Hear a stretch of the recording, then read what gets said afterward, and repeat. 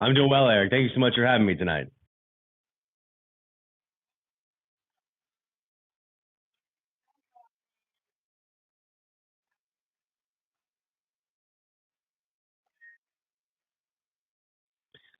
Well, I mean, the trade the Cavaliers made today is one that if they're going to make a move, this is the one that I thought they would make, considering, some of the needs they might have had before the deadline, even though they're the top team in the league right now. I like what we're getting out of Hunter, a former teammate of Ty Jerome's. He is a guy that I think can at least, bring something a little bit different to a Cavaliers roster that has played so very well. But against their sort of top counterparts in the East and the West this year with the likes of Boston and Oklahoma City.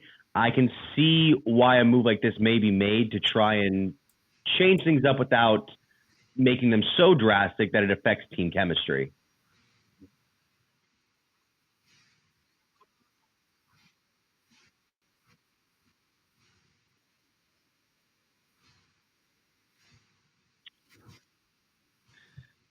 Well, um, I find it interesting because Hunter definitely brings something different than what the Cavs have been kind of going after the first, what is it, 50 games of the season.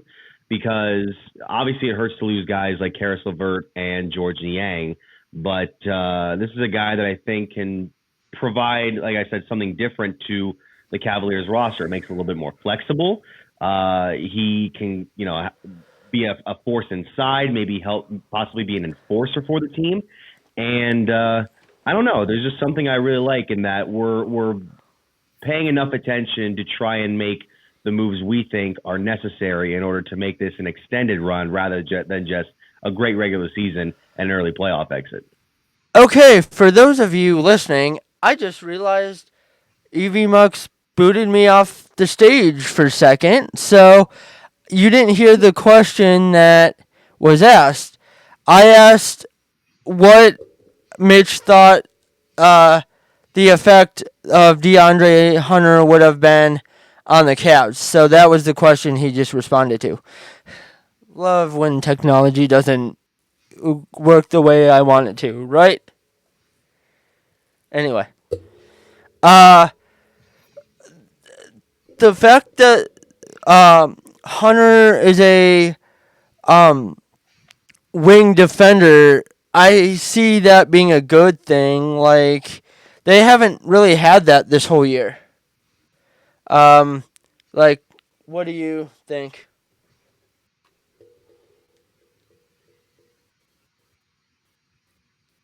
I'm sorry, are you talking to me? Yeah. Oh, yeah. Well, I mean, it's Sorry. definitely good. That's okay because the Cavaliers, no, it's all right. Even going back to the JB Bickerstaff days, the Cavs haven't had that traditional wing that we can sort of rely on. I mean, we were looking for the likes of like Dean Wade for the last couple of years, and I like when Dean Wade's on the floor. There was that one stat where like they have a much better record when he's on the floor than when he's not. So he's seen as like a sort of X factor, but he's just not on the floor for good chunks of the season. So bringing a guy like Hunter who can score, who can at least have a pretty solid year shooting from the 3-point line wise. I think he's at 39% this year, which is a career best. This is something that, along with his defense, could bring an extra boost for the Cavs, especially with the last couple of games where it's either they're having these nights where they're struggling to score early on, like against Boston, or they might have some defensive struggling nights like against Houston, Philadelphia, or Detroit, which you've seen in the last couple of weeks.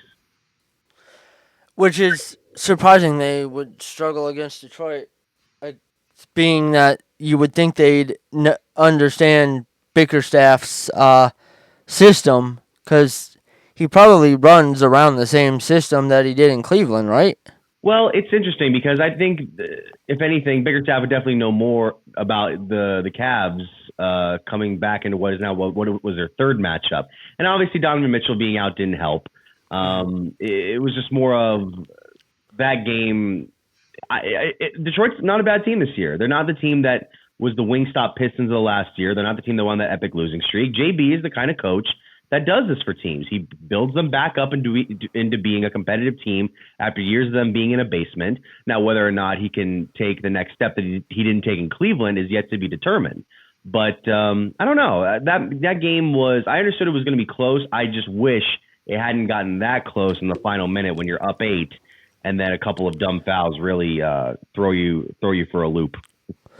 Yeah, I mean that shot by Darius was amazing, especially Indeed. being the fact that it was from half court. Just about, yeah. I mean, it was from the logo, at least for sure, which is about 35, 40 feet from the basket. Yeah, that's crazy. But I mean, he has that talent. It just took the right coach to get that consistent talent out of him. And now that he's back, or now that he has the right coach, he's back to what they expected out of him. Yeah, he's definitely got a good coach in Kenny Atkinson. It also helps that he's been on the floor much this year. The injuries that he sustained last season, which are just a combination of bad luck and timing, I think really kind of hindered his physical form and therefore his confidence. But coming back into this year, he's shooting better. He's able to be still pretty aggressive from like what we saw in his earlier years with Cleveland. And I don't know, it's just a good year for Darius. And his All-Star bid was obviously well earned. He's going to be on, what was it, Team Kenny, I believe. They just announced the draft picks for tonight. Him and Evan Mobley on the same team for the All-Star weekend. So I'm really happy for Darius, and I'm glad to see that it's not a case of this guy isn't going to grow to what we thought he could be. It's like, hey, this guy's coming into his own. Now, he's got to do the same come playoff time, but I like what I'm seeing so far. Yeah. I mean, this whole team's just progressed under Kenny. You know, they look like obviously a whole different team. Whoa, hello, voice crack. But a whole different team than what they were in the past, like, well, really since LeBron left. They're obviously a whole different team since 2018, but under every coach that they've had since then, this is the best team they've had since. Well, this is the best non-LeBron team they've had since probably the 90s.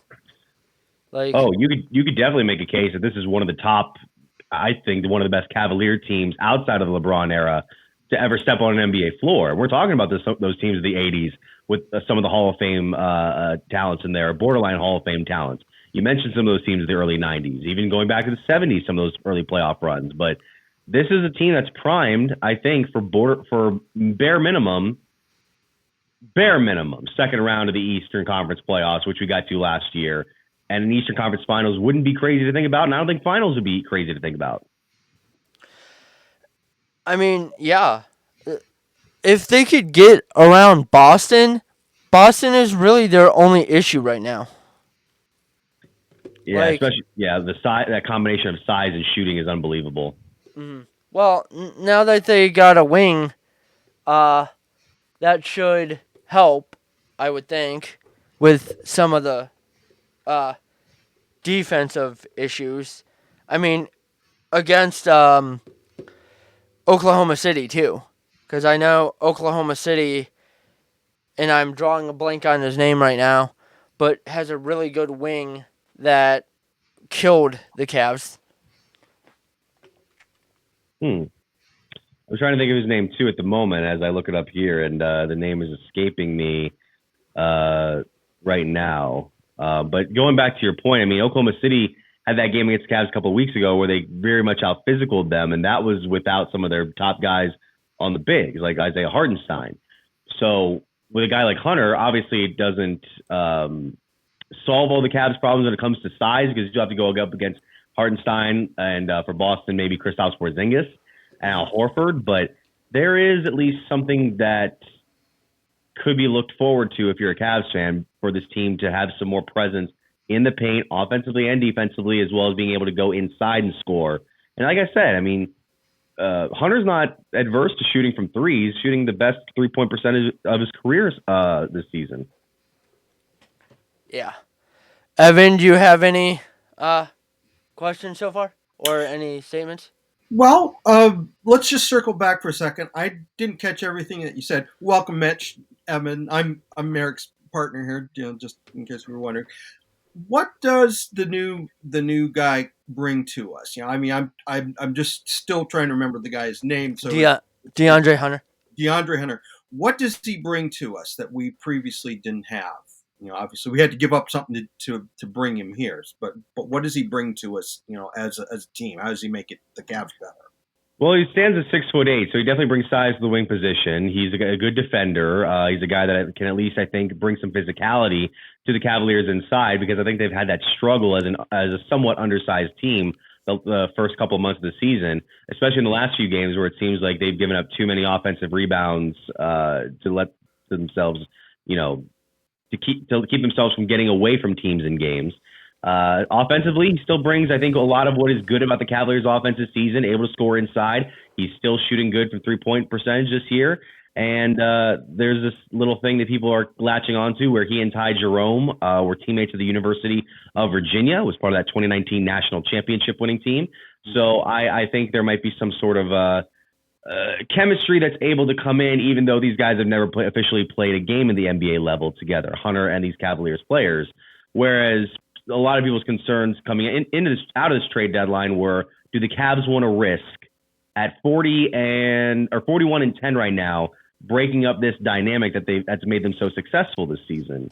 And on first glance, you want to say no, but at the same time, you don't know where the team's going to be in 2 to 3 months when the postseason starts, especially against teams like Boston, like the Knicks, like even Milwaukee as a dark horse, like even Oklahoma City or Houston in the West, despite the Cavaliers having the best overall record in the NBA.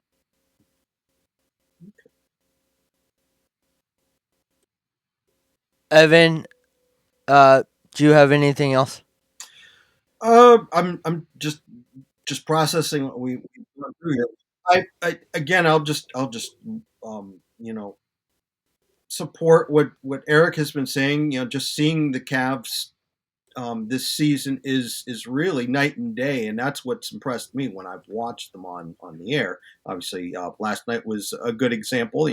That miracle shot. Obviously, I don't know how many times that happened in the Bickerstaff era, but they do seem to be coming up with good plays, even if they do have some shortcomings as far as their lineup goes, with a couple teams like the Celtics and the Thunder. I mean, we've at least had a win against each one of those teams, if I'm not mistaken, right? Yes, the Boston one. We've taken 1 out of 3 games against Boston, even though they had a couple of injuries. That one that we won in Cleveland, and like you said, Oklahoma City was the hard-fought victory in Cleveland.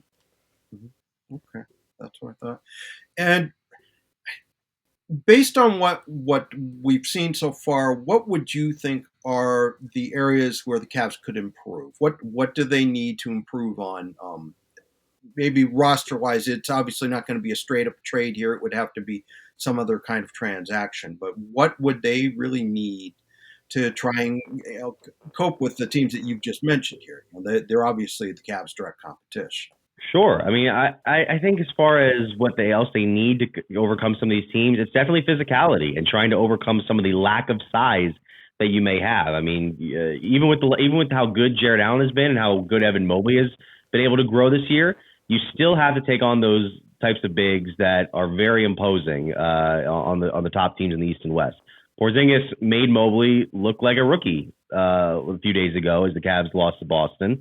You have to definitely be physical. There was a lot of people that were latching onto that one play Jared Allen had at the end of the Pistons victory, where he was called for the flagrant and ejected from the game. I thought that was a dumb move on his part, unfortunately. But I can see why people are like, hey, that's Jared. Yes, we've been wanting that out of him, trying to make him the sort of enforcer inside.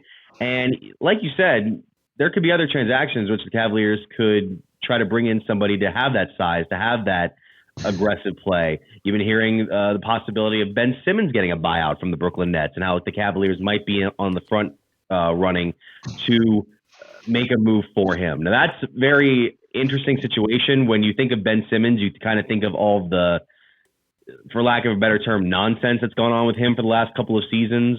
Having so much time off of play, the hesitancy to shoot at times, the lack of growth in his shooting form. But if you can have sort of a guy that can sort of be an inside presence for you and be another option besides Mobley and Allen, then you're hoping for like a Bob McAdoo with the Lakers situation where he just comes out of nowhere after being cast off for so long and hope that he can provide a quality enough service for the Cavaliers once the postseason begins and the aggressive play ramps up. Okay.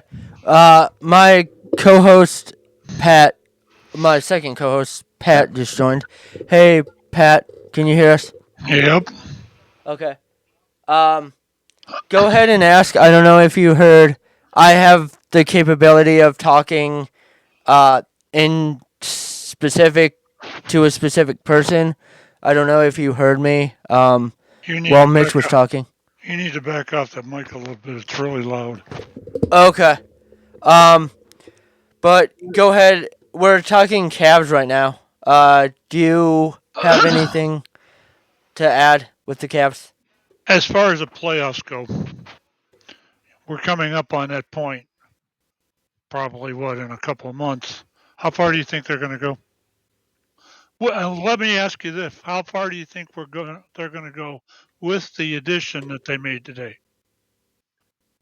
Well, I said it earlier. I think that minimum at this point is second round of the East playoffs, which is where they were last season against the Celtics. But I do think you go into this being a stronger competitive team than you were last year, barring some injuries, because last year that's what kind of bit the Cavaliers in the backside. Again, I also think that Eastern Conference Finals isn't crazy to expect, and that can lead to an NBA Finals appearance because there's really one team in the East that could beat you right now, and it's Boston. It's Boston because they're the reigning champion. Yeah.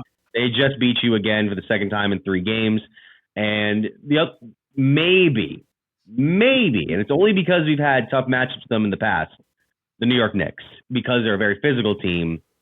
They have a lot of good offensive players. It's just a case of will that team be able to keep itself together come playoff time? Because Tom Thibodeau's teams have been notorious for having just ran their players into the ground, playing 40 to 45 minutes a night, and therefore not being fresh once the postseason runs around. I mean, this is a team that lost to the Indiana Pacers last season, who I believe were the third best team in the Central Division, out of the Central Division, and they give them credit. They made it to the conference finals. Didn't have a shot against Boston, but they made it. So I think the Cavaliers can be right there and have a better shot this year. I think with the coaching change they made this year and some of these players really coming on, the thing I was afraid of, especially in the beginning there when they won all those games straight, I was afraid they were going to burn out.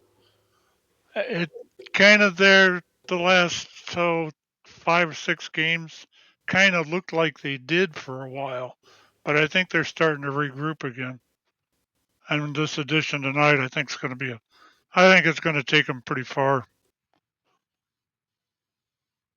Oh, I agree, especially because, they haven't had a lot of – it's not like the Knicks this year. The Cavaliers have done a good job in rotating minutes for their players this year. Now, when it comes to the bench, it's going to get interesting because you gave up 2 guys who can regularly be in your bench rotation in Niang and LeVert.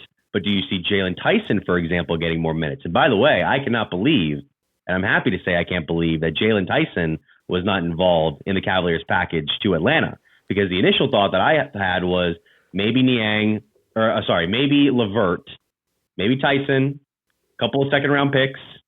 I was hoping for it to maybe even be the Cavs' first-round pick instead of Tyson because I think it's much less valuable right now than where Tyson is potentially as a rookie. So I'm happy to see that he might be able to get some more minutes here, and then it's going to be interesting to see how they utilize the bench compared to what they did the first 50 games of the year. Yeah. Just a little interesting side note. According to Dale Ryder, Donovan Mitchell was named the 2024 Professional Athlete of the Year at the 29th Cleveland Sports Awards. Congratulations. Or 25th, sorry. Yeah. I just happened to stumble across that. So, on the note of the trade, do you think the value of what we gave up, do you think that's a fair swap, or do you think the Cavs gave up too much? I don't think the Cavs gave up too much in this case. If anything, I think that Atlanta might have gotten the short end of this deal. And I understand that you're giving up multiple draft picks along with this package right now, but I don't know. Hunter was one of the top players for Atlanta this year, and obviously when you give a guy up like that for a package, it's tough for your fan base because it's like, oh, we lost one of the guys we like to watch this year. But getting Niang, getting Levert, I mean, those are guys I liked in Cleveland. I don't know what they're going to look like in Quinn Snyder's system, but it's a deal where you're more than happy to make it if you're Cleveland. As far as Atlanta goes, I have to remind myself of where the Hawks are in the Eastern Conference standings as I look it up here at this very moment, but I don't think it's fantastic. So right now, is this kind of a difference maker for Atlanta to get further into the East race? I don't believe it's as fruitful as it would be for the Cavs to remain as the top seed. Atlanta's ninth in the conference standings right now, so I believe they're just inside the play-in tournament. But that's where they are right now. And meanwhile, we're sitting atop the East, and we're feeling good about the guy that we just brought in to add to the starting lineup and have some more stability there. So I've seen a couple of names floating around that the Cavs could get in buyouts, and I was wondering what you would think of. You touched on Ben Simmons a little bit, but Ben Simmons or Clint Capella, who would you rather have and why? That's a good question. I haven't really thought about Clint Capella much in terms of the buyout recently. I'd have to go looking further into it. The splashier move would be for Ben Simmons because of where he was at one point in his career at an all-star level, former number 1 overall pick, a guy that can at least get inside and be physical. But that's if he's got his mind right on basketball. If that's the case, then great. If not, then what I'm hoping doesn't happen is that's the sort of move that disrupts the sort of team chemistry. Because one of the things that's been great about the Cavaliers this year is that it seems like they have great camaraderie, which obviously helps when it's able to stay together when you're winning. But even in losses, you never feel like the Cavs are about to unravel as a team. You never feel like they're just going to start pointing fingers and blaming each other. And then that's what's nice that's a nice level of consistency that you don't have to worry about with this Cavs team. Yeah, consistency, I mean, as we know in any sport's good, but this is the most, like we talked about a little earlier, this is the most consistent we've seen the Cavs pre or post LeBron, since even before we drafted him. Most consistent and most together team. I mean, I think really they're better off as a team now than they were with him, and I'll explain what I mean by that. Like, they play better as a team, where it's not focused around one guy. Any of you can respond to that.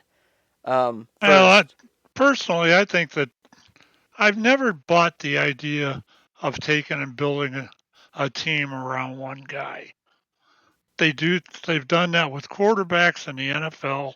They've done it with basketball and that. I just never went for that idea. This is a team sport. It's called team. It's not called I'm. And I've really personally I would love to see the Cavs get into the last round of the playoffs at least, because that would prove that they're past LeBron and his son and anybody else that wants to come here. I'm not that I'm against LeBron. I love the guy as a person, but we're past him now.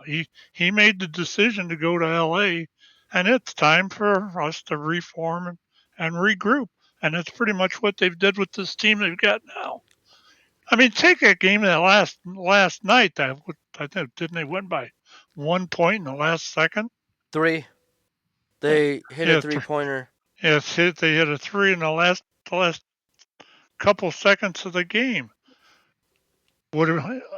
We haven't done that since LeBron. If you look at that, and it's not just one player that's doing this stuff. I love that. On a side note, if anybody is listening and would want to respond to anything we're saying, please text 330-510-1329 and I will read your texts on the air. But again, 330-510-1329. Go ahead if you weren't finished with your thought, Pat. I just wanted to throw that out there. Like I said, I just think it's a grand idea that we finally have gotten completely by LeBron, and they're going to prove it by how far they go in these playoffs. What do you think? Wake up, Evan! I see you there. Right there. Yeah, carry on. What do you think to the last couple things that were said, Mitch? Well, one thing that Pat touched on, which I really am in agreement with, is the sort of spreading out that the Cavaliers are able to do with their production. It's not just one guy that's you have to kind of rely on and sometimes over rely on throughout the course of the season, which I think is what some people were worried about for the last 2 or 3 seasons with Donovan Mitchell in this lineup, where it felt like if you wanted to take down some of these top teams, he had to go for a 40-point 50-point performance, and you obviously can't always win like that. So when you have these nights where Darius is able to take over when Donovan is out, or Donovan is able to break out of a slump and go for a high-scoring performance, or Mobley being able to dominate inside and get some shots up, or even Jarrett Allen being able to produce inside the paint, that is what is good about this Cavaliers team, and I think is what has made people buy into the possibility of them being a serious contender in the Eastern Conference, whereas the last few seasons, it's like, yeah, you made a good run to the playoffs, and you could possibly make it, but you still have a long ways to go. Feels like Cavaliers have possibly, and we don't know what the playoffs are going to bring in, they've possibly bridged that gap between them and the top crop in the East, and that's what's made it such an enjoyable season.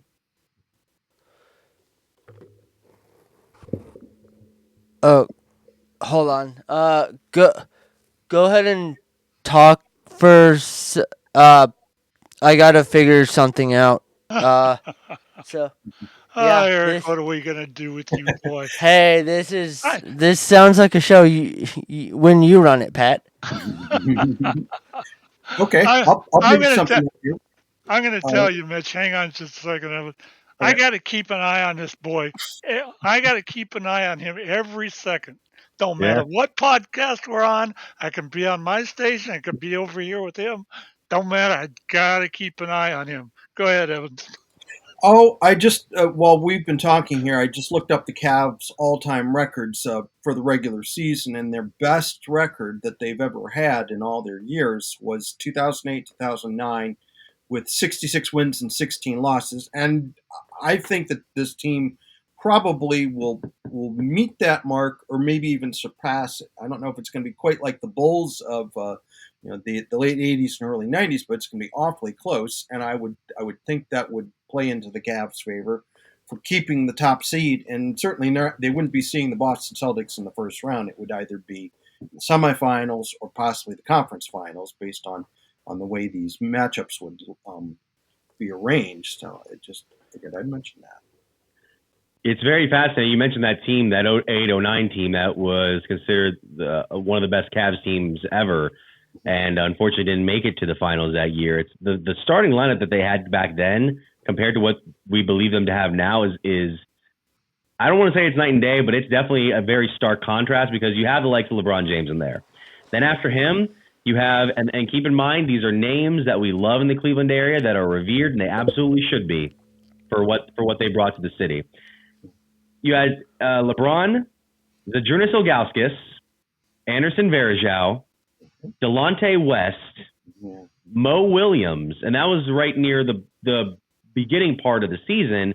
And once you made some moves at the deadline, the starting five became LeBron, Z, Ben Wallace, and this is like end of career Ben Wallace, Delonte West, and Mo Williams. So look, that Cavs team produced. That Cavs team was good. To me, they don't feel like this team. This team feels like it's a very different kind of balanced, a very different kind of explosive, because, and it kind of goes back to what Pat was talking about. you kind of relied on one guy if you were the Cavs back then with LeBron and the early couple of years of Donovan Mitchell. Now you're seeing a team that I think has been able to flesh out all of their starting, I'd say their core four, along with potentially Hunter here at the 5 or whoever would fill in if there's ever a need for it. So that's what makes this team so exciting, and that there's unlimited potential to where they could go if they can get past the juggernauts to take down for the championship. For any of you just tuning in, we're talking to Mitch Spinel from 92.3 The Fan. And was somebody about to chime in? I just needed to reset real quick. Nope, go ahead. Okay. But where do you think this, and you might have kind of answered this earlier, but do you think this puts the Cavs over the top in the conference? Do I think that puts them atop the Eastern Conference? You mean? Yeah. Well, I mean, they are the number one team in the East right now in terms of standing, but I do think that there is sort of I don't want to say a disconnect, but there's definitely a sort of mindset with a lot of NBA fans right now, particularly those outside of Cleveland, where yes, the Cavs are the number one team in the East, but they're not the reigning NBA champions. They're not the team that gets the most press, even though they've gotten more press this season. And they're not the team that we expect to win the Eastern Conference. Because I think after that game against the Celtics a few days ago, that put it in people's minds that like, oh yeah, the Celtics can really still bring it. And it feels like at times they played on autopilot this season. They went at 500 record level for a good stretch of January.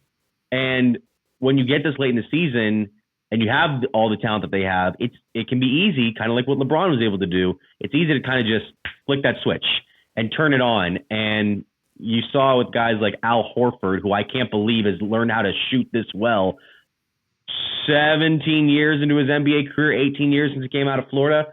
I mean, you have Derek White, who's not had a great year, but he can definitely shoot well at the 3 when needed. And then, of course, you have the 1-2 punch in Tatum and Brown. They got guys like Peyton Pritchard coming off the bench, Porzingis being a big. It's it's amazing how well-rounded that Celtics team is. I'll give them credit for that. It doesn't mean I don't want the Cavs to go out and beat them come playoff time. So I still see the Cavs as a serious contender, but it's hard for me to say that this is like far and away the team to beat in the East right now because they still have the mountain to climb. I know they're at the top, but I guess their struggles with Boston are very concerning. You know, I don't remember off the top of my head, but have they beat Boston yet this year? I know they played 3 games, but they beat them earlier in the season. The first game was a loss that ended their 15-game winning streak to start the season. And then it was a few weeks later, I believe, where I know Brown was out for the Celtics. Tatum was in, I believe, and the Cavs were able to come back. That's another thing too. The Cavaliers in all these 3 games against Boston are getting down by big margins early on in the game. The Cavs got down early against Boston the first one, they lost. Second time they got down big, they were able to win after being down double digits in the fourth quarter. And then, of course, this last one, it felt like they just had to come play from behind the entire game, and they just couldn't quite catch up. So that's where one of my biggest concerns is with the Cavs compared to the Celtics right now is that they just need to find ways to stay with them early on. And if you can get into a slugfest late in the game, you bring in a guy like Hunter, have guys like Mobley and Allen who can, if they can be aggressive, can make things very interesting. Yeah. Go ahead. Okay. No, I did. Go ahead. I didn't know if you heard me or not. Okay.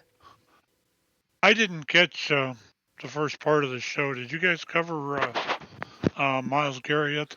No, I was just trying to talk Cavs as much as possible, and then we were going to jump into that in a minute. But I guess we'll jump into it now. I see from both sides on the Myles Garrett thing, but also the whole Cavs Browns saying no, I look at what the Heat did with Jimmy Butler. They said there's no way that they're going to trade him. They said that 2 weeks ago. What did they do yesterday? They traded him. So you can't believe anything any of these teams say, because they just want to save face. Because if the Browns were to say, oh, we're shopping him, then it just would make them look bad. That would turn fans away. What do you guys think?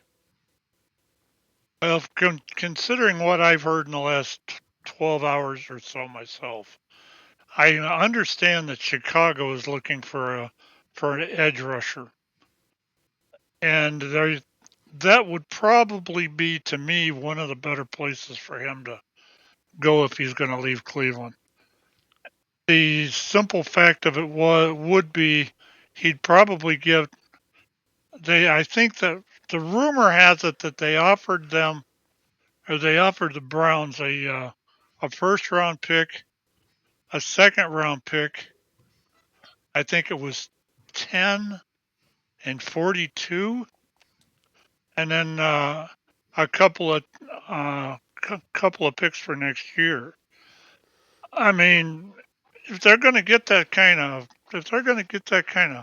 offers for him, I don't see compensation for him. I don't see why not. He's not going. The thing with the Browns, I hate to see stuff like Miles leave. Miles is a hell of a guy. He's done a lot of stuff for the Cleveland area, and he's a good player. He partially owns the Cavs. He owns stake in the Cavs. You sit here and you watch him play, and he kicks ass. Every week he's out there, and I want the best for him, but I don't know that the Browns right now are the place for him to be. I just don't think it's if it was my decision, I think I'd do the same thing he's wanting to do. I'd ask for a trade, and then once I got out of the trade and into free agency in a couple of years, I'd go do what I had to do. The offers are coming in. They're not shopping him, but I do know that they're getting offers for him. What do you think, Mitch? Well, first of all, I was able to look up one report that may be pertaining to what you said about Chicago, is that Matt Miller, who is a NFL draft analyst, said that the Bears, he suggested they offer picks number 10, 39, and 41. So their first three picks of this 2024 5 draft to the Browns in exchange for Myles Garrett. I feel like they would need to give up more, but that's not either here nor there. It's a disappointing situation. It is, because you see what Myles Garrett brings to not only the team but to the community, and how he's definitely one of the top 5 most beloved Cleveland athletes, or at least going into this year he was before this whole situation. Because I do think that his appearance on Radio Row yesterday, even with a lot of people that may have been on his side with this deal and they're airing their frustrations with the Browns and saying, yeah, a guy like him, why wouldn't he want to go play for a winning team? Go ahead and trade him. Why not? Yesterday, I think Myles allowed himself to open the door and have the sort of critiques from Browns fans, whether justified or not, that may come with the air of frustration, to where they're like, he's dragging us through the mud. He's going public with this. And, I don't tend to take a side on that situation, but it's going to be interesting to see how the Browns handle the situation, because you're right, they don't have to get rid of him. He doesn't have to report to training camp. He doesn't have to be involved with the off-season activities. He doesn't even have to show up to certain things or hold back on certain things if he's willing to look for this trade. So I'm curious as to see what's going to happen between the two sides, and whether or not it's going to cause some hard feelings, because it seems he said it on Rich Eisen the other day. He wants to make sure it's amicable between the two sides. He's hoping for, at least publicly, he's hoping for this deal to not just drag on for so long and cause some really, really hard feelings on both ends, because it seems like there's a lot he likes about the city. You heard Denzel Ward say to Cleveland.com, it's like, I do think Miles wants to be here, but it's just a situation of whether or not he thinks the team can win. And whether or not they make a move, I don't know, because I think if they do come out and say, yeah, we're planning on trading him, you do lose a little bit of stock in what you can get from other teams. If you hold out and say, yeah, we're not interested right now, there's no problem. Eventually, teams can build up their offers so ridiculous that you have no choice but to take it. Like, if you're getting multiple first-round picks, like even 3 first-round picks, I feel like even that's like, all right, you got to make that move for him. You definitely got to trade him to an NFC team, though. You can't keep him in conference, which you said about the Bears. I've heard Washington. I've heard Philadelphia. He talked about them on Radio Row the other day, yesterday. I've heard Detroit, and those are teams that could do some very, very good things in the postseason. If they did trade Miles, could there be a domino effect where other players? I know Denzel came out and said what he did, but like Delpit or JOK, could there be a domino effect with those guys where they're like, we don't want to be here? Well, I mean, JOK, who knows after that injury last year. Right. But if he does heal up and is able to play, what do you think there's a domino effect possible or most likely? And that's a good question, because you did mention the Denzel thing, and he commented on whether or not he might have to reconsider his future in Cleveland should the Browns move on from Miles. You also have guys like Joel Bitonio, for instance, who might just consider going into retirement because we don't know whether he's going to come back next season. He's getting up there in terms of his NFL career, fantastic NFL career. I'd even say you could even make a case for later on in life could he be a nominee for the Hall of Fame? Certainly the Browns Hall of Fame at least. You have the guys you kind of mentioned. JOK is going to be interesting just because they don't know when or if he'll be back from his injury. Grant Delpit, he did sign his contract late in 2023, so at least he still has 2 years left on his deal. But there is that sort of potential effect where the Browns, if you trade your centerpiece of the defense, you could say centerpiece of the franchise for the last 8 years, that's where I think the floodgates open, and then you start selling off the talent to try and build up in the draft for the next couple of seasons. Yeah, but don't you think that the age thing here to me is a big factor. When start getting some of these players start getting upwards of 30, and your quarterback gets close to 40, it's time. I don't care how great they are. It's time to move on. I mean, look at what's happened in the past to some of these other teams, like with Jerry Rice, like with Marino. They knew it was time to go. Those were the centerpieces of those teams. Hell, you can even go back to Broadway Joe from the Jets. It was a time for them to go, and I think personally, I hate to say it, my heart breaks for this, but it's time for some of these Browns players to go, and I hate to say it, but I think Garrett's going to be one of them. Well, it definitely depends. Yeah, it definitely depends on whether or not they truly believe that they can compete relatively soon. Because you look at an example like the Washington Commanders, who's held the exact same pick the Browns have this year in the first round, second overall, and we just saw them play in the NFC Championship game with the probable Rookie of the Year quarterback in Jaden Daniels. Yeah. So, and there is a case to be made that all it takes is just to get a decent quarterback back under center, and this team, who made a playoff run just the season prior, could build something back up. There is obviously the case of players getting older. There is a case of them, their bodies breaking down.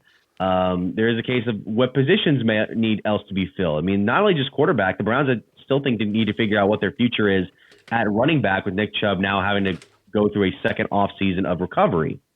So I don't know. It's up to the Browns front office to decide, but even then, do they have enough trust in this front office to make these sort of moves, either to rebuild for the future or compete for now?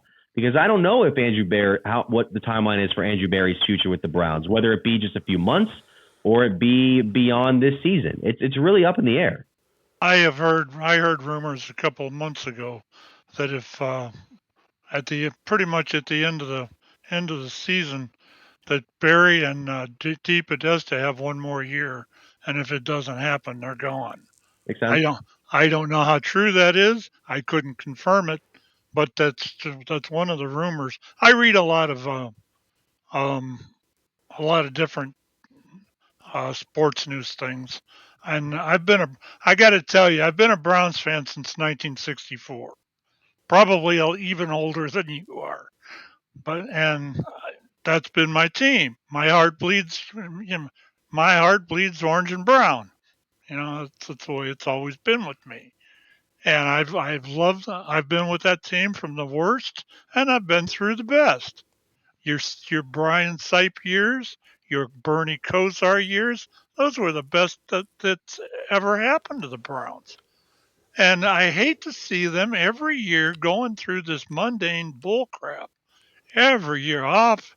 Oh, we're going to be a lot better next year, and we're gonna be a lot better next year, and then you get then you get two games in, and they're mathematically eliminated. You know, nobody can deny that here. And it's so tough to be a Browns fan like this. Just give me one. Give me one. I'm not asking for much, am I, Mitch? It shows how difficult it is to win in the National Football League. Contrary to what teams like the Kansas City Chiefs making it look easy, it's hard. It's 32 teams all fighting for the same thing, and only one can come out of it every year. And you hope. All you can do is hope. You hope for the best, and when the best doesn't come, you deal with it. And that's what the Browns fans are doing with right now. Where do you think they'll draft a quarterback? And I know they've had a lot of, talk. There's been a lot of talk about Milroe because his connection with Tommy Rees.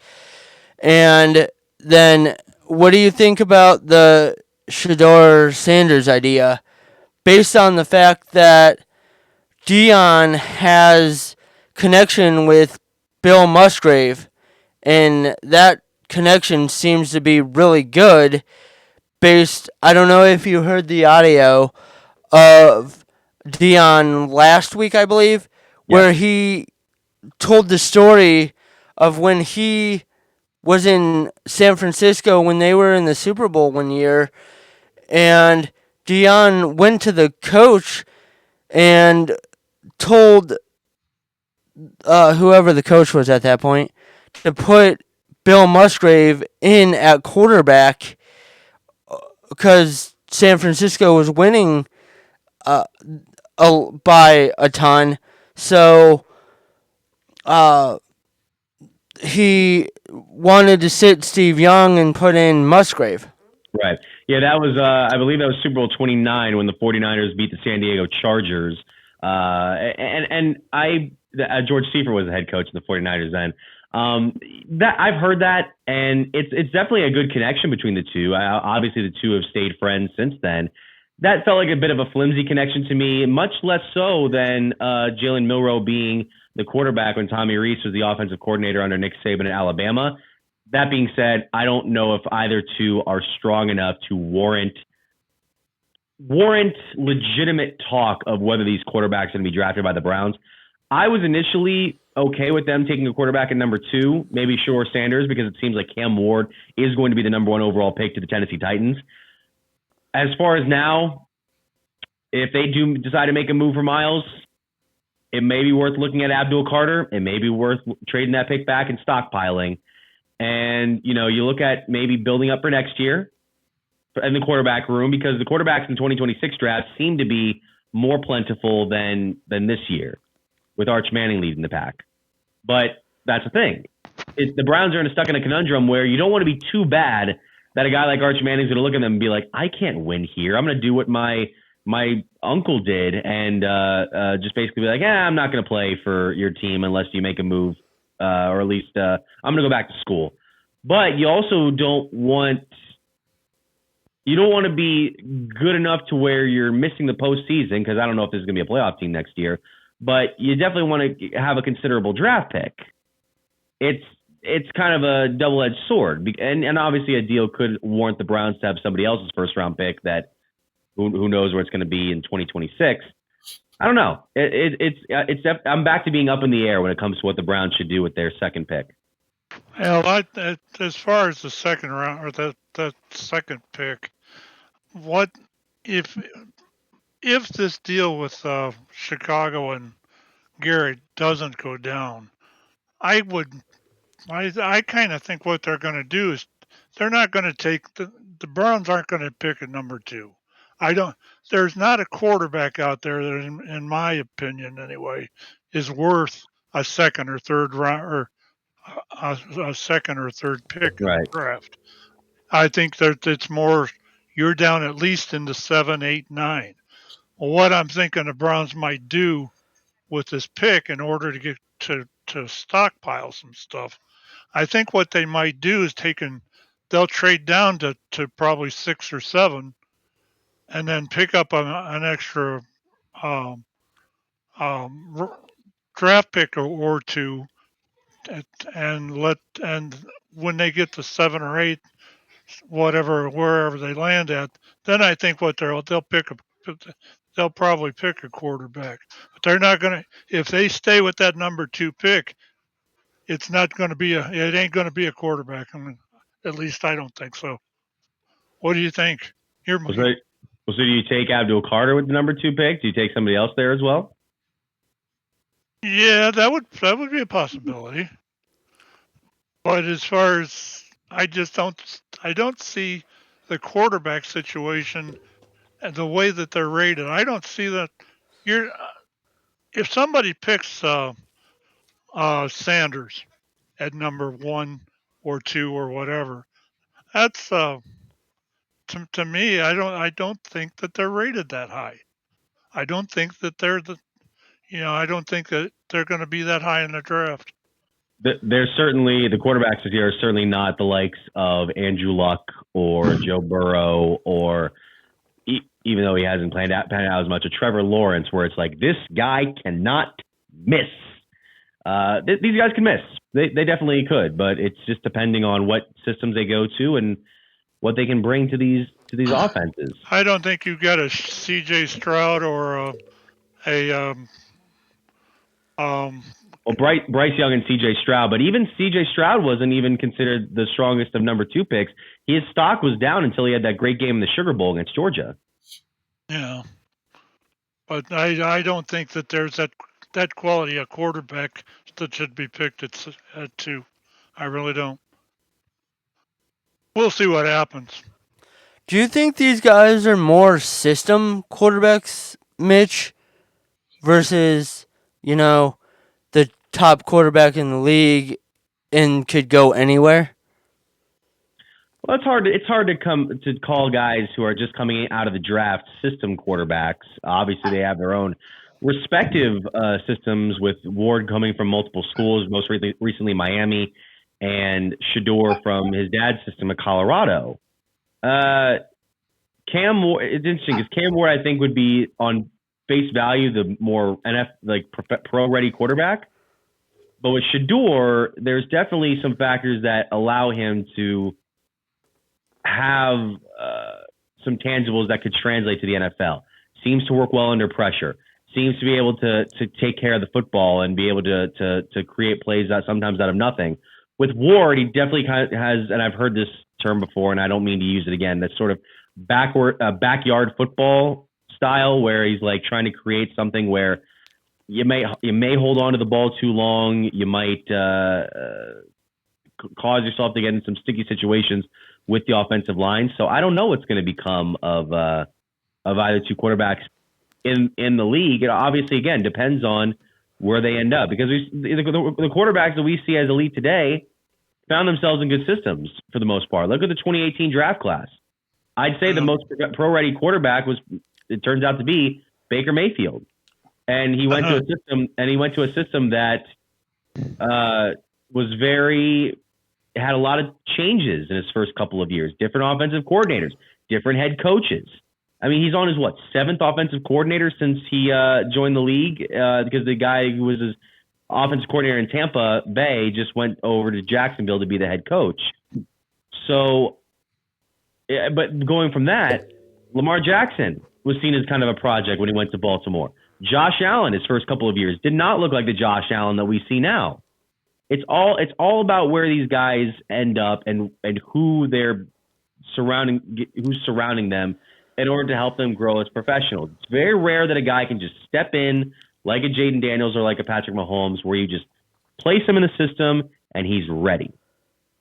Do you think Baker needed to be not because of culture or anything, but needed to be traded and maybe also cut by Carolina just to help him mature a little bit? Well, I've gone on record saying that I don't regret the Browns trading away Baker Mayfield, and obviously you could say, well, you wouldn't bring him back in place of Deshaun Watson. First of all, nobody expected Deshaun Watson to have the experience that he's had in Cleveland for the last 2.5 years. You can say, oh, I knew it. He was out of football for 2 years. You didn't. You didn't know it was going to be this rough. That being said, I do think that Baker Mayfield's growth in the NFL and growth in football in general over his life has always been because his back has been up against the wall so many times. You saw what he went through in college. You saw what he went through his first few years in the NFL, where he was able to overcome great odds and find himself at the top of the sport.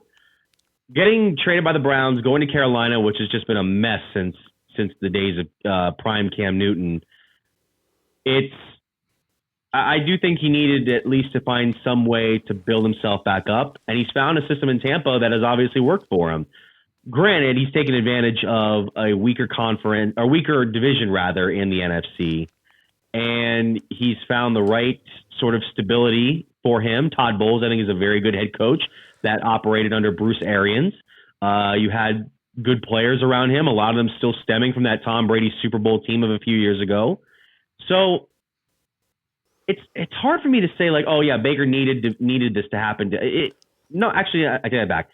It did need to happen for him, and to be able to overcome some of the problems he had early on in his career, where still being a young guy, those are sort of the things you have to just kind of work out of yourself once you become like a mainstay veteran in the league. And he's done that. And I have no problem with him having the success in Tampa Bay compared to what's happening in Cleveland. It's like, hey, he's earned it. I'm not here to say, oh, he doesn't deserve this. Tampa, like, no, he's fought for what he's gotten. So, no, I'm okay with where Baker is at, and I wish I could say I'm okay with where the Browns are at right now, but hopefully it gets better. I will only say one thing about Mr. Mayfield. He's always going to be Baker. He was Baker in Cleveland, and he was, he has a tendency when he gets rushed, he gets happy feet and he runs around. And, I will say, and I've said this in past shows before, I don't think he would have matured here. I don't think he would ever worked here because it was so different, and he just was not. He was immature, and the team just turned away from him. I would say it'd be easy for him to become more not complacent in general, but more complacent as the regular starting quarterback for the Browns than getting cut by the worst team in the NFL, having to work your way back with the Rams, and then get a gig in Tampa Bay. Which, by the way, too, I've seen some people posting about Miles and Baker together, saying stuff like, this is the team we could have had. This is like, because they're missing the days of when Baker and Miles were teammates. There was reportedly some friction towards the end with those two at the end of Baker's run in Cleveland. So I don't necessarily think it was a case of like, we could have had it all, we just threw it away. It's like, no, we had to kind of throw it away because of what was going down, I believe, at the end of Baker's run here. But that's for another conversation.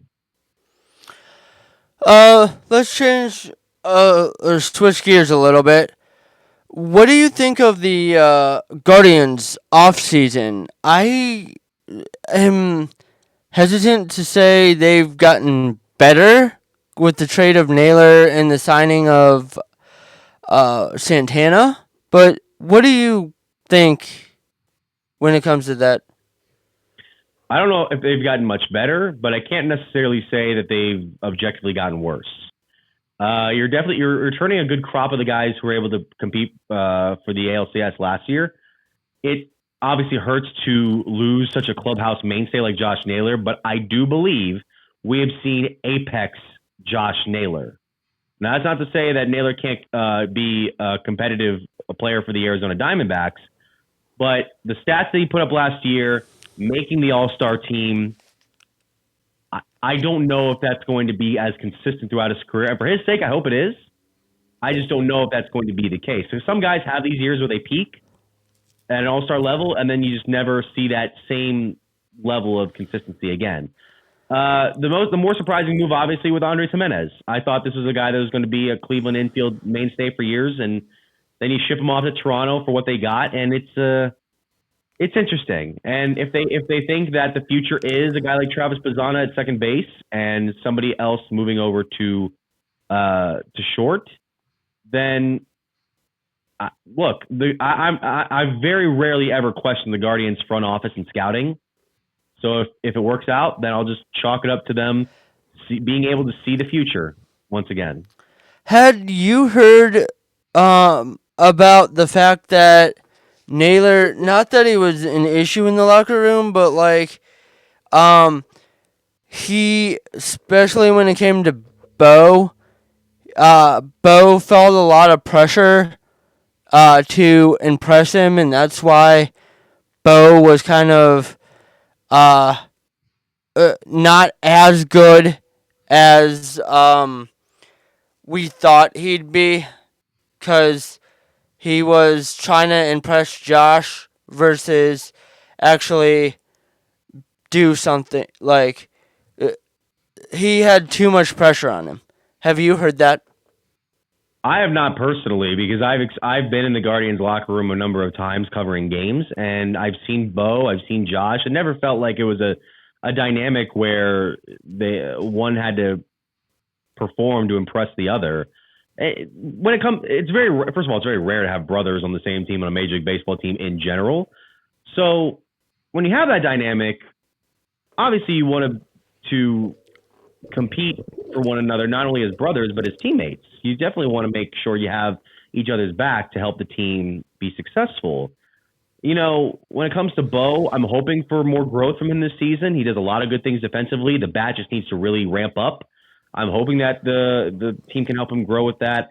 I don't love, and I've seen this from a few other people talking Guardians, when the trade happened with Josh, one of the things I saw from a few random people on social media is like, oh, you know, with Josh gone, Bo better be careful now. He doesn't have Josh to back him up now. That's not the right way of thinking, at least from what I saw. And again, these are just random people that I'm seeing just with like 2 likes tweeting about this stuff.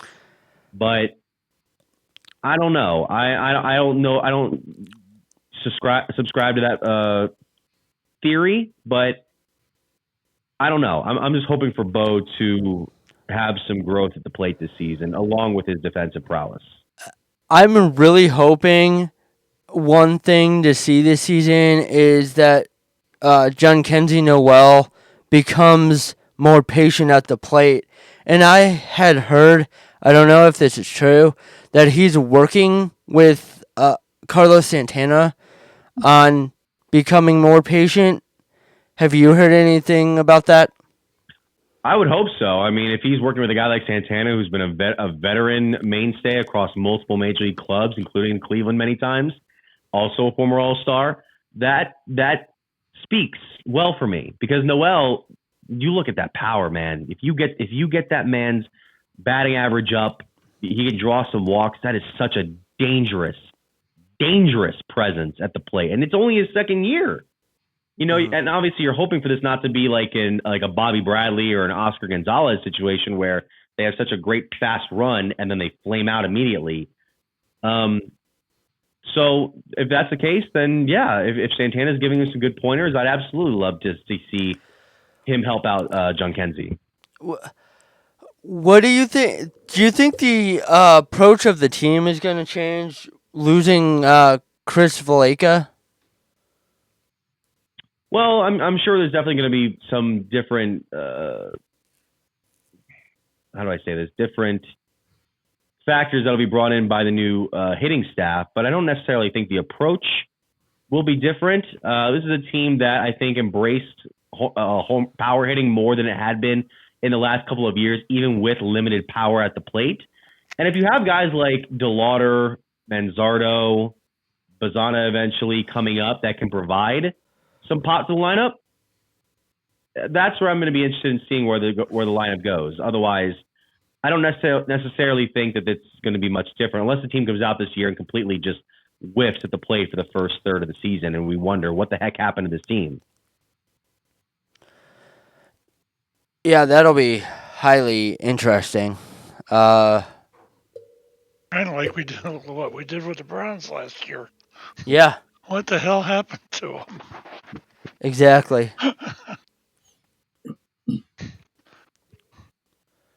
But what do you think about Ryan Day getting $12.2 million? I did want to bring that up. Sorry, Eric. I'm taking you read my mind. All right. Hey, taking over your show again. It is hard for me to argue against the reigning national championship head coach getting a contract extension, and you hope that this can lead to him continuing a solid run like that, because I think we saw for the first time what Ryan Day with an unleashed mindset can do with all this talent that Ohio State's able to stockpile. And I mean, he's won over so many fans and so many college football minds after being as low as you possibly could at the beginning of December. So I have no problem with it, and I'm wishing him the best, because I like that the monkey's off his back now. He can sort of like relax a little bit, maybe have some more fun as the head coach. And I can't wait to see what he brings to Ohio State for the next few years. I think they ought to go back and thank Michigan for what they did. It's such an interesting dynamic now with the expanded playoff that can happen. It really is. I'm a little concerned about the turnover on the coaching staff, though, Sure. with Hartline being promoted and Knowles leaving. Mm-hmm. Like, the defense was really good, and I'm a little concerned of where they're going to go under this new D coordinator.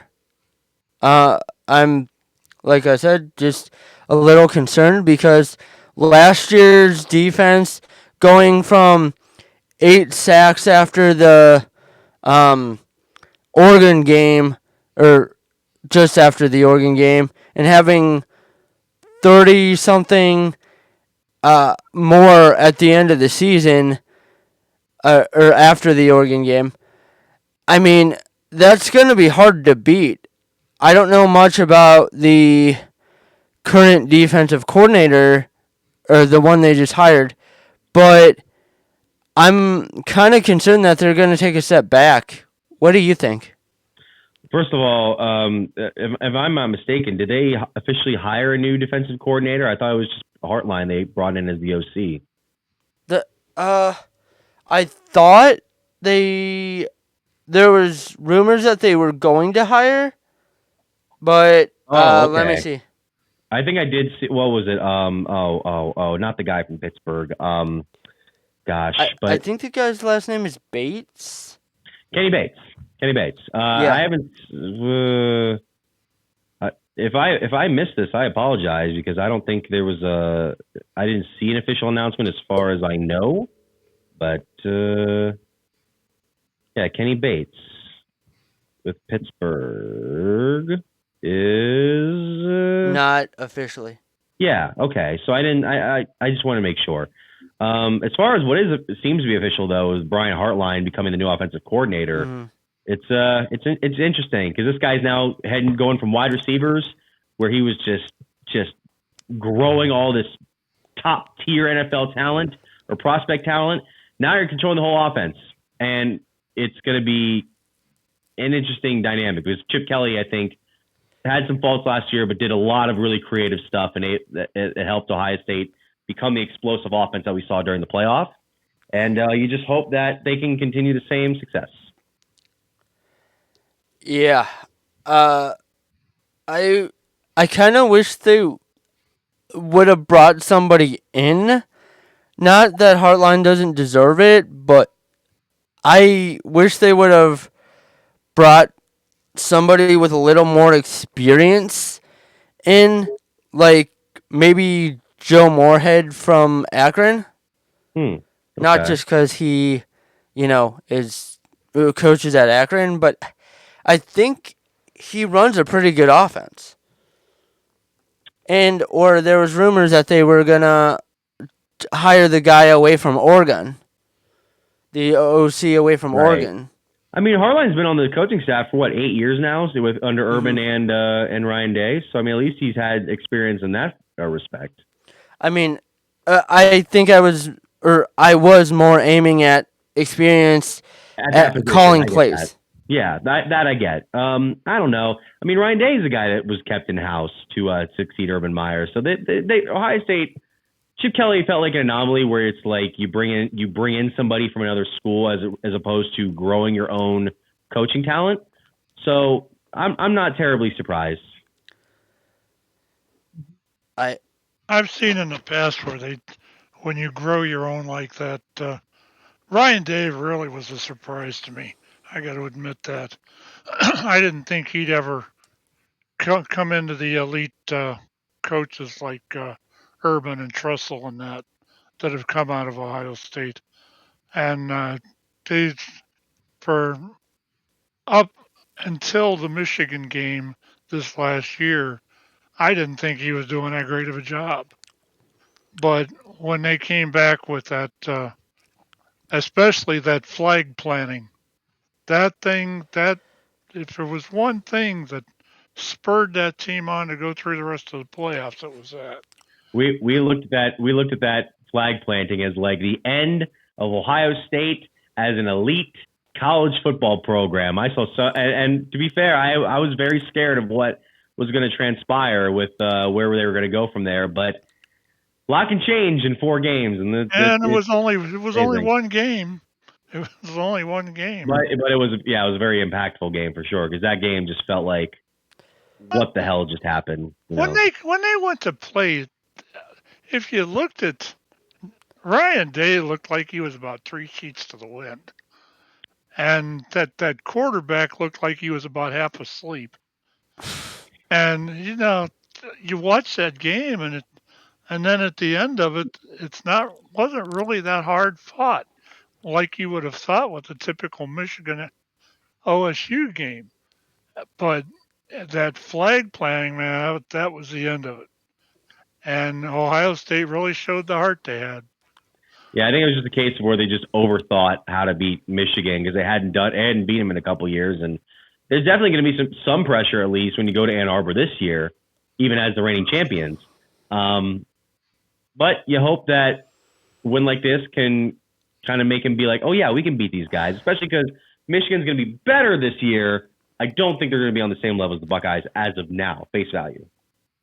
I've been on record as being not a Will Howard fan, but I mean, he, I guess, proved himself a little bit in the playoff, but I still think the receivers bailed him out a lot.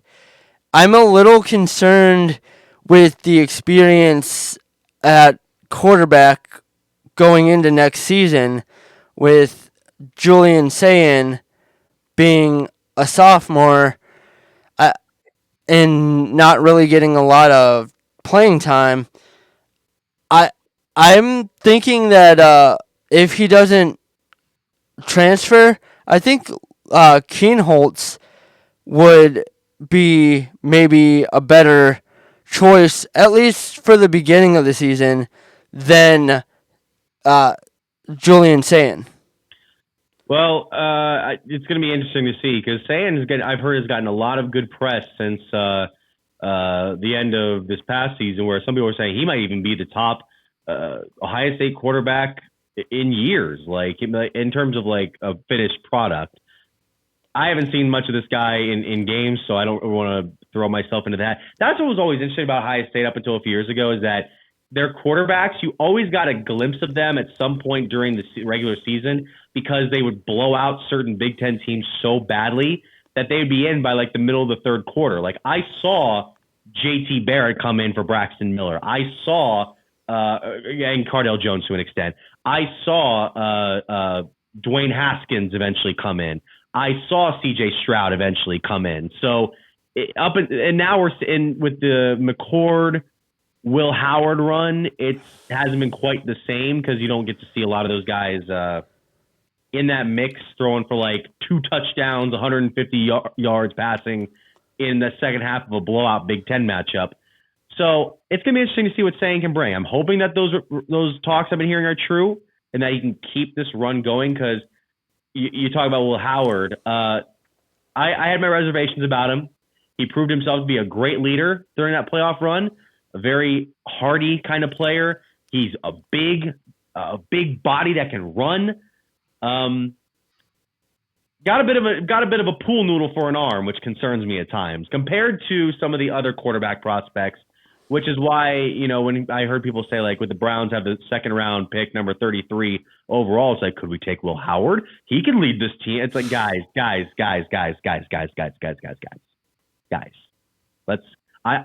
wish him the best.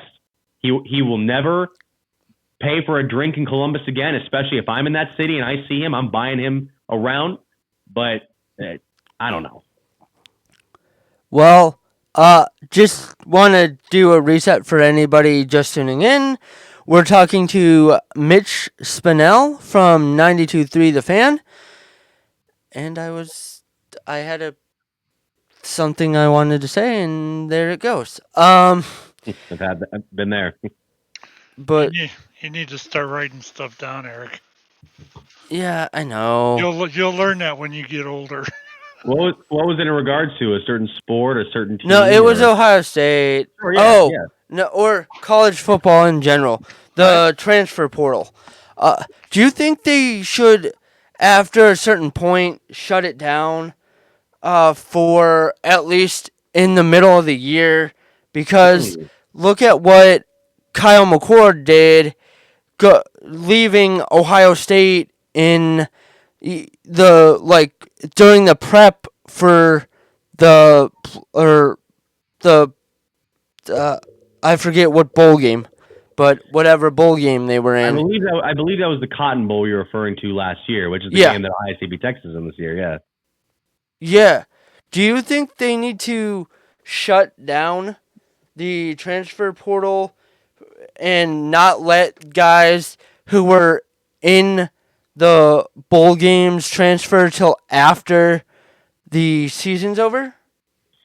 I don't know if you would be able to do something like that. I mean, first of all, the transfer portal closes at the end of every December, but there is a case of like you mentioned, the players opting out of bowl games. That was always a reality before, I believe, even before the era of the transfer period. Wasn't it one of the Boza brothers for Ohio State that decided to just leave the team and go right to the National Football League draft? Yeah. I will say that the transfer portal definitely does need some regulation in terms of like just guys just opting out at seemingly any time that they want, any year that they want, I should say, and playing for multiple teams in their careers and getting paid millions of dollars to do so, which this is the vision that a lot of people wanted for college athletes for decades, making sure they get compensated for their efforts. It's going to be interesting, especially with a lot of teams that are able to pay more than others. You're going to see we're seeing the game of college football become more top heavy than it's ever been, even in the past. So that's tough for me to say. Like how it should happen, I don't know. Should it happen? Possibly. Do you think there's too much influence from parents with these athletes? Like looking at Odell Beckham, his dad, when he was in Cleveland, or Raiders. Kyle. I knew you were going there, Pat. That's why I jumped. Who was it? With Odell in Cleveland, or in the case of Kyle McCord, where his dad went into the office of Ryan Day and mostly said, if you don't guarantee Kyle's gonna start next year, he's transferring. Do you think, or Deion Sanders telling teams that Shador won't play for certain teams? Do you think these players' parents are influencing them too much? I don't know if it's a case of them being influenced too much. I definitely think it's a case of us hearing about parents' influence more when it comes to these athletes than it ever has been, because we really did. It wasn't really I guess I can't speak for back then. I don't know if it was as public a thing as it is nowadays, where you look at something like the Sanders family. Deion likes to put himself out there. Obviously, his kids play for him, so obviously it comes with the territory. You hear about it more, so you're automatically assuming like, oh, they just have too much influence over that, too much that they're acting as helicopter parents, so to say. And in some cases they might be. Some cases they might be overparenting or, doing things that their kid may not necessarily want. But I don't know if that's the case of it being, if there's like too much influence there, because when it comes to parents, they're the first people you trust when in your life. Like they're the people that raise you for the most part. Obviously, there are certain situations for other families, but they're the people that raise you, the people who teach you right from wrong, the people who you can trust, the people who can kind of guide you through certain things in life. And when you're 17, 18, 19, 20 years old, you still need guidance, even though you're feeling like you're an adult for the first time. So I can't say it's too much influence from parents. It's definitely just a case of us focusing in on it a little too much at times. What do you think of Travis Hunter? If the Browns were to draft him, and are you concerned at all the fact that he doesn't, like, obviously he played receiver and defensive back, but that he doesn't have a position officially that he's going into the NFL draft as, where he could play both sides of the ball? Is that a concern? I don't think it's a concern. I just don't know if he's necessarily going to be able to keep the same workload that he did in college, where he was playing every single down. You can't really do that at the NFL level. It's seemingly, unless he's as well conditioned as anybody. The other thing too is that as good as he was at Colorado, there's been a lot of people who have said, yeah, but he's not necessarily the best corner or the best wide receiver solely at those positions. So if you had to pick one or the other, then you're risking the possibility of you missing out on maybe an even better wide receiver prospect or a better cornerback. So I don't drafting Travis Hunter would be interesting. I think there was a little bit of interest from me early on when we were talking about draft stuff. I think he'll definitely at least go pretty high. I just don't know if necessarily Cleveland's going to take that risk. It's rare for guys to play both sides of the ball, but I'm not a fan of the idea, because that's just putting too much on one player and risking serious injury even more than just having them play one position.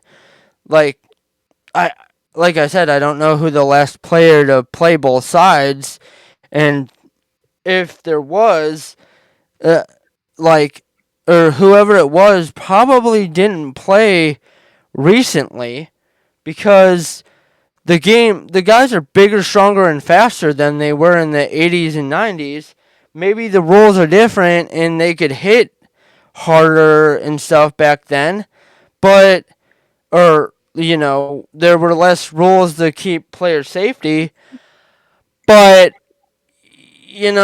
that's still risking a better chance of play like Damar Hamlin happening. Oh, yeah, you don't see guys play that high a volume at both levels. I mean, you have look at Dion, for example. He was a cornerback in the NFL. He also played wide receiver a few times, just not as regularly. Troy Brown, who the Patriots had a few runs on both ends. It's definitely more common back then than it is now, because obviously there just used to be guys who used to do everything: punt, kick, pass, defense. Yeah. So I don't know. It's not something that I focus on as much, and it definitely isn't something that I think can be sustainable in the NFL. Yeah, I agree, and because he's not a video game player, where a somebody in a video game you can have, you know, somebody playing corner, wide receiver, running back. Yeah, that's not realistic now with how physical the game is. So Right. it's just crazy to think that somebody would play both sides more consistently. I mean, I know Dion every once in a while played receiver, but the way it sounds like they might have Hunter playing at both positions, more maybe a half at both. That's not good for the player. Like, if I were Travis, I would be like, either decide to play me one or the other, because you're risking more injury. Like, what do you think? Yeah, I mean, it definitely is risk for injury, considering the volume that you play, whether your body can handle it.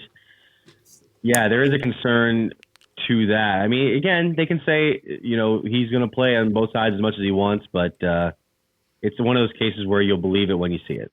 Oh, in some aspects, you do. At least offensively, you play. Some players can play on two different. They play on special teams, Yes. Mm-hmm. and they play on the offense. That's kind of sort of what we're talking about there. I don't know. I can remember a couple of players that were defensive players that actually played on special teams, but I don't remember anybody recently. Anyway, anywhere near recently that's done that. The rules of the game changed too, and that's the especially over the last couple of years, that's limited some of that stuff. I mean, You can't play offensively on on like a kickoff or anything like that now, because it's just not going to work.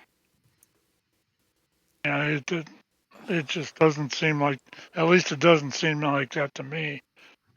You're going to be on one side, you're going to be on the other. That's the way it's been for a while. like, special teams wise, yes, guys play both, either offense or defense and special teams, but that's different than lining up on, as defense and offense. That is a lot more common for guys to play special teams and whatever side of the ball they play on, because the reps are less on special teams than they are on playing as a defensive guy and an offensive guy.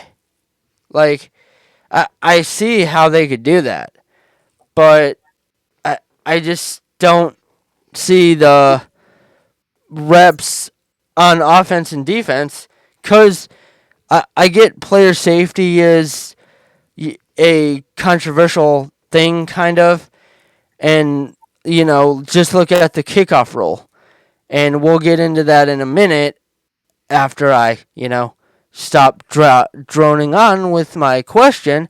But what do you think about just the player safety rules, I guess, now, other than the kickoff? We'll get into the kickoff in a minute. Do you think they're taking away from the game, or they're actually good for what their purpose is? Well, it's definitely altering the game in ways we haven't seen before. You mentioned that kickoff rule, how it takes away it takes a different approach from decades of what we've seen from the kickoff rule on the professional side, and you're essentially now being like, all right, we're going to make a change where guys aren't just running full speed into each other, but at the same time, it's not going to have that same dynamic that people are accustomed to. And changes like that, I think people can get used to with time. As far as like, the way players approach tackling now and how they handle certain positions, position players getting hit, that's where I think you might be able to lose more fans than you might be hoping for. It's a quarterback league, obviously, but there are times where you just think like, oh, they're not handling this in the way that is what the fan wants to watch. With people have this whole the reason we've been talking about like the Kansas City Chiefs in the Super Bowl the last couple of weeks about them being the potential villains and how obviously a lot of it has to do with them winning, but you saw that play against the Texans where there were multiple penalties throughout the game. There one play where Mahomes essentially goads a player into a late hit by not going down. It makes you kind of wonder, like, where is this league going with this? Because obviously you don't want to get guys hurt. You don't want guys to have unnecessary injuries or life-altering situations. But is this really where the game is compared to what you were accustomed to back then? Where, I mean, guys were slamming into each other back then. They just let them play on. And then in a few decades later, they had certain issues with their mental states, and that's such a tragic and unfortunate occurrence. Oh, Margaret. Do you think? Oh, sorry. I'll let you. I said, "Oh, Margaret." Just the one game that I watched there. It was in the playoff. I think it was the first round of the playoffs. Two guys collided over top of each other. They were on the same team, and they collided on top of the quarterback. Never touched the quarterback, and they got him for roughing the passer. This is just, you might as well bend over and smooch the guy's rear end, and it's happening. It seems like it's happening with. It seems like it's happening with teams like it used to happen with Brady and the New England Patriots. Ben Roethlisberger was another one. It always seemed like they protected the NFL protected those players, and now it's Mahomes. And that it just, to me, this is stuff. I just don't. It almost makes it look rigged in some aspects. I won't. We will. I don't want to cover even close to cover that subject. Sure.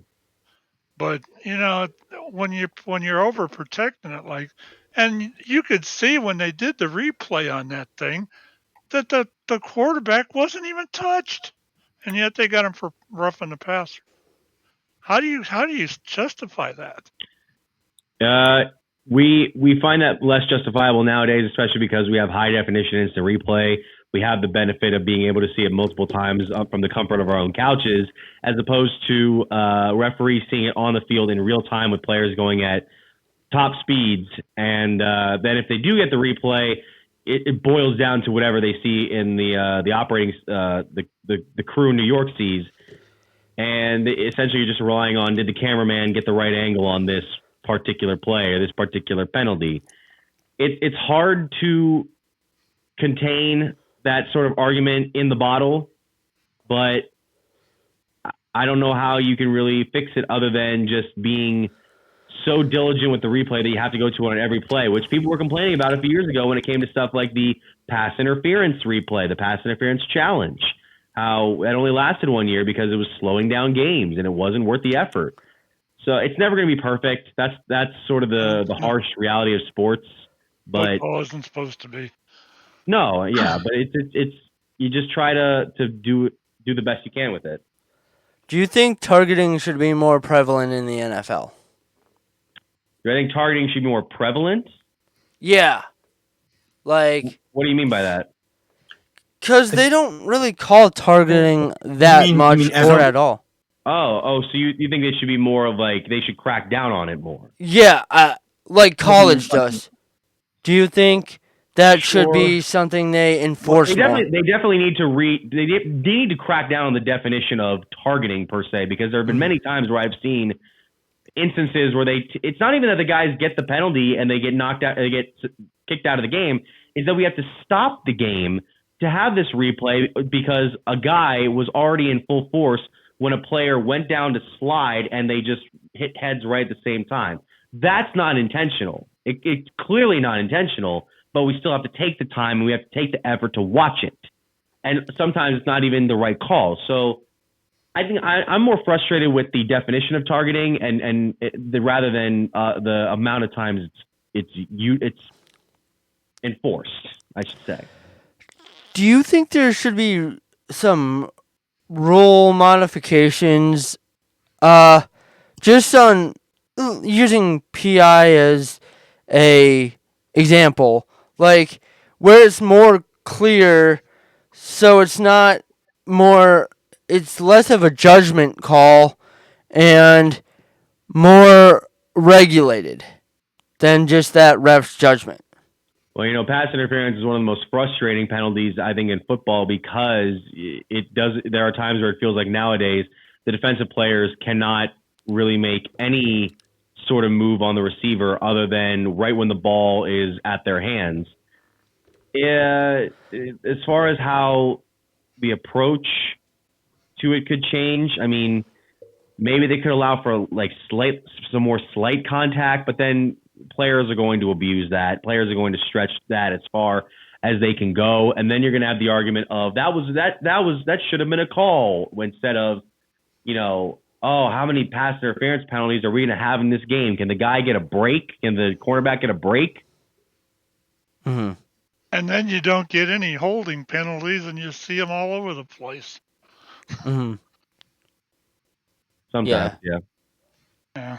I mean, it seems like as a Browns fan, the refs are against Cleveland, but that's a whole nother. We're not even going there.